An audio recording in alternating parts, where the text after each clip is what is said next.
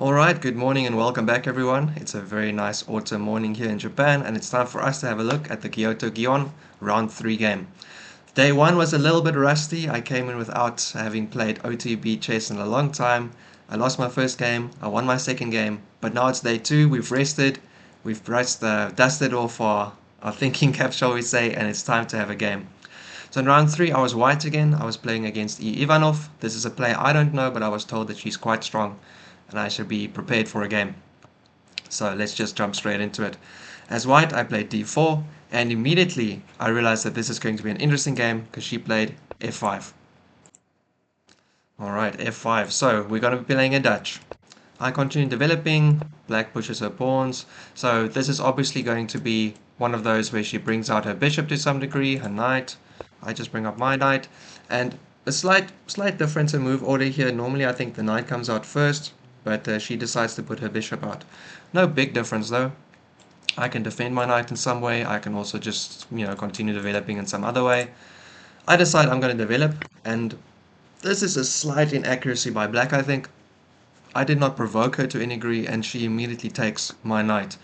So normally, although not a big problem, the problem or the reason is that black loses a tempo to a degree. If I had played a3 or some other move that attacks the dark square bishop, then they could have taken my knight, and it would be an equal trade-off move for move. In this case, I haven't attacked that bishop in any way whatsoever. They take my knight, and so I'm not going to play a3, for instance, or bishop, queen b3 if I don't want it anymore.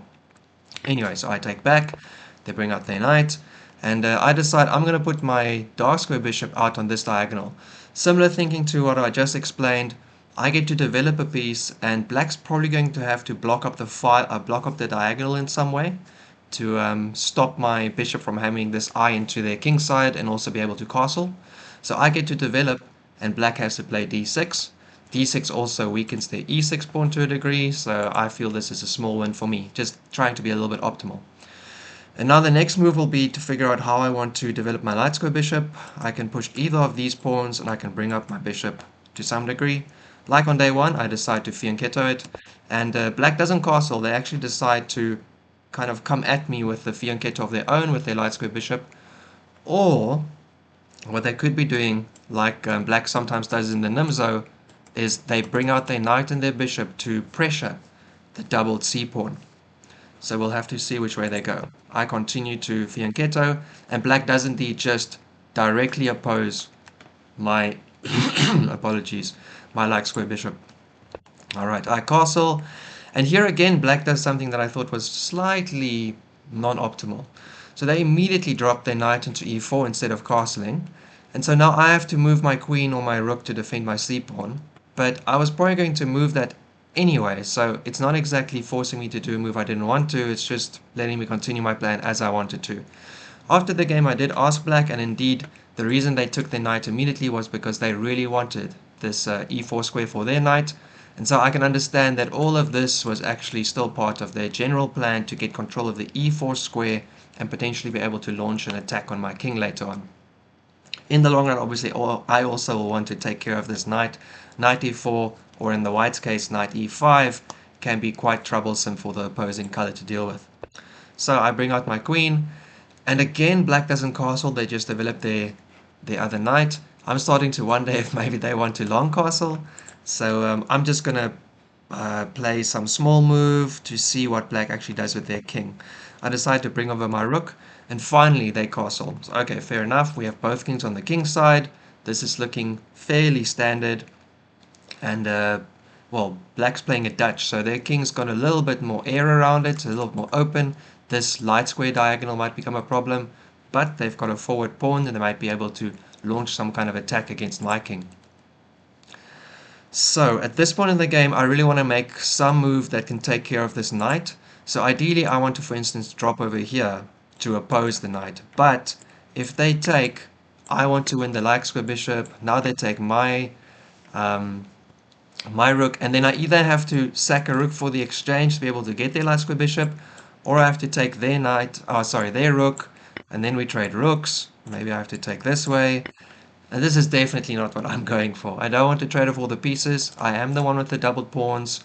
I also don't want to lose my light square bishop, because this was actually one of the key pieces I wanted to use to make some advantage for myself in the later game. So instead of that, I decided to play h4 so I can oppose the knight from the opposite side. And in that way, if they take my knight, I can take their light square bishop, and there's no rook hanging. So if, for instance, black does some silly move, I go here.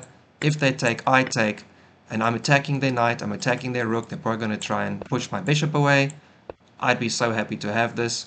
I have the light square bishop for the knight, and this is the position I want to be playing, because with all of the, well, maybe not that one, but with all of these pawns moved up, I think I'm going to be able to open up the position for my two bishops. Unfortunately, after h4, black does not allow me to complete my idea, and they just immediately defend their light square bishop. So now I have to come up with a new plan. So at this point was probably my first big think. Not exactly sure how I want to continue. But I do realize that this dark square bishop is looking at their rook over there. So if this d pawn ever moves, that might become a problem. And because I know this e6 pawn is slightly weak, and it's on this diagonal with their king, I think that these two diagonals might become quite a good place for me to play, and I play queen b3. So now it's black's turn to figure out exactly what they want to do with this. They took quite a long think, which made me think that they had felt a bit uncomfortable with my move. But in fact, they were just trying to see if they can launch their attack immediately. And indeed, they did put f4 on the board. So f4 is not what I expected. I didn't think that they would attack this fast. I thought maybe they would bring out their other knight, or maybe their queen to some degree. There or there. Maybe even lift a rook first, or play up one of the other pawns. So f4, yeah, a little bit scary. The reason I'm not so a fan of this is because now obviously they're attacking my g pawn twice. So if I make some silly move, let's just make a move here. This is not looking good for me. This pawn is incredibly weak. I've got two open files in front of my king. My rook has to move. This pawn is also slightly weak. And now they can start and infiltrate my position with a lot of different pieces. Sorry, just the more and more arrows, you get the idea, right? So, after f4, I have to decide, do I take the pawn? I don't think I can ignore it. Do I try and defend with my king? But even this position makes me a little bit uncomfortable. Once again, I'm just, starting to open up a few more squares around my king, and it's not very comfortable. The other thing is I can take, but I don't think taking helps very much. Now they're just doubling up on my h-pawn. So really, by process of elimination, I realized that I have to push the pawn past. The idea of pushing the pawn past is not to have an amazing pawn storm immediately on the king's side, but rather just to keep their f-pawn exactly where it is, and to keep my g-pawn from falling or moving off the file. I want to try and keep my pawns aligned and together, and although this f-pawn feels a little bit uncomfortable, it isn't in fact a big problem, and it does stop black from having an immediate attacking line with their rook down the f-file. So black also didn't quite expect this, I think, because once again they went into the attack, but then they played h6, probably just trying to cover up this square, also maybe just trying to make sure that I can't play some amazing pawn storm in the near future against their king. And here I decided it's time to make something happen. I could try and go after the a pawn, but that doesn't really help me much. In fact, if this opens up, my bishop would be in trouble, so definitely not a move I'm specifically excited for. And I don't really know where else I can kind of develop a piece. I can maybe move my king and play a waiting move. If I really wanted to, I could potentially just move one of my knights over, but my rooks over, but I actually want to keep this f-pawn defended against their knight. Apologies. And I'm still not really looking at trading my knights this way. So I decided it's time for some action, and I played c5. Now, there's various ways that this could take shape, but basically I'm immediately opening up an attack on the e6 pawn, and if that pawn gets taken with my queen, it's a check on the king, which means I win a tempo, I'm opening up the position, it's good for me. If for some reason we start trading pieces instead, I don't know, maybe we trade this way, and maybe we keep on taking. At some point or another, I'm once again going to be able to take this. I'm going to potentially be able to start putting pressure on their queen. So I thought this was a pretty good move. Unfortunately, black found a really nice counter, and they just immediately put their bishop on d5. So now this attacks my queen, and I also see that my queen's defending this pawn, where if it falls, the knight also attacks my rook, as well as this pawn, as well as any other square I might have moved my queen to at that point. So I got to be very careful. I decided to play not to play queen c2 as well, because after this trade, I wasn't so sure if this is fantastic for me or not. Again, I don't really want to trade off everything on the board. I don't want to leave black with a passer on the a file. I'm trying to complicate the position, not simplify it by dropping everything off. So after this bishop comes out, I have to rethink. And my only other move really is to play c4 directly, pushing that bishop away and trying to make a different plan after things settle down.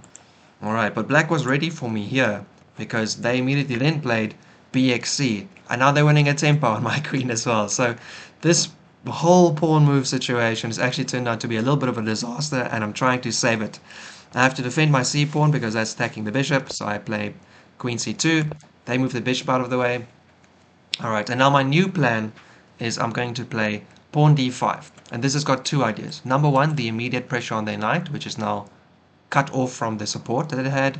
And number two, I'm thinking that I might be able to bring my dark square bishop back now that these pawns have been locked in the middle, and get some other attacking ideas going with my bishop against their king side. Alright, in this space they did take my pawn first. I take back to try and isolate the knight again, and I was actually hoping they might go wrong here. If they try and defend their knight with the other one, I can actually dislodge it over here with g5, and then I'm either going to win this knight, I'm going to win this knight, or they're going to have to sacrifice their knight for my two pawns here, and I think this would be fairly good for me. So for instance, if they did something like this, and in this case, I don't know, I could take back in some other way. I can also just try and get the immediate mate in. Fantastic, isn't it? However, after that move, black actually has a very, very nice saving move, and then it's just clearly good for them. They can just defend with their rook, and I have nothing. This pawn is weak in the long run because I can't defend it so well. They can still jump their knight across to take it. This knight is not going anywhere, so knight e4 continues to be a pain for me. And even though I bring my dark square bishop back, I don't have an immediate attack, especially because this knight also covers up c3, so I can't make an easy battery. Alright, thankfully black didn't find this, and they decided to drop their knight back. In this case also attacking my g-pawn here, attacking this pawn over here. And now I continue to make things a little bit tricky for myself. So I decide I'm going to drop my queen straight in. Obviously this is slightly dangerous, but I know I have a check over here. I also know I can put my queen over here on g6, and potentially after their king moves and my bishop comes on here, their h-pawn might be weak. I'm also defending over here, attacking over here. My queen's doing a lot. But it is also lined up with their rook, so slightly dangerous. They decide to move the king out of the way immediately. I bring my bishop down. As I said, I know that there might be a chance for me to take this pawn on the side here, in which case, knight in, I actually would have a clear threat at their king. They decide to trade, and actually this is a trade I was excited for. So I take their knight first, and then I take over here, and now we've got black with two rooks versus me with a rook and two minor pieces. Clearly in the long run, they have a significant passer advantage, but in the meantime, their rooks don't have a lot of entry points, and if I can get my minor pieces get going, specifically because there's a lot of light square positions open on the board, I might be able to find some way to bring some attacking chances against their king. So slight surprise at this point of the game, black played queen e7 and they offered me a draw. And this was, as I would say, a bit of a cue that, hey, maybe my position isn't so bad anymore. If black wants to draw, clearly they also don't think they have an obvious way to win. Perhaps they're just trying to get half a point and make things safe. But I can see that my knight is within 2 jumps of getting very, very close to their king. And as with the second game on day 1, a knight with this much range close to the king definitely gives you a cue that there might be some chances. So I decide after a while, I'm not going to draw, I'm not going to defend my e2 pawn, I'm going to play g5. If they take, this might be absolutely crashing. I can go like this, I can bring my knight around if I need to, I can also just push, in which case I've got an immediate check that can lead to mate. And if they don't take, if they push past, exactly the same thing again. I'm cutting off their king. I actually can come straight in with a check, win to mate. So black has to be very careful after this push.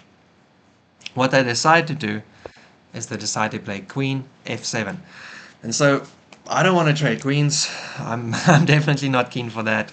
I'm going to drop back. I'm going to defend my pawn. Going to get on this diagonal, trying to look for ways I might be able to make something happen, stall the king side.